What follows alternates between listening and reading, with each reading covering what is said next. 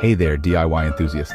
Today, I'm going to show you a super simple yet incredibly strong knot that can handle all your home and garden projects. Whether you're building a fence, a kite, or a trellis, this knot's got you covered. First up, let's talk about what makes this knot so special. It's called the square lashing, and it's been used for centuries to secure wooden poles and planks. It's reliable, easy to learn, and perfect for any DIY project. All right, let's dive into the steps. Start by laying your two pieces of wood in a cross shape. Now take the end of your rope and wrap it around the intersection at least 3 times. Make sure it's snug. This is your horizontal lashing. Next, switch to vertical lashing.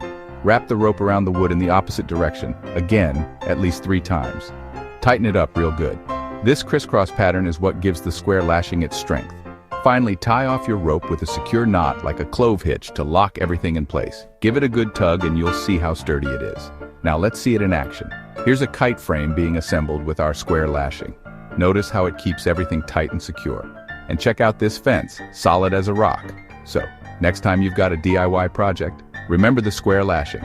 It's simple, strong, and perfect for all your needs. Happy knotting, folks. Catch you in the next video.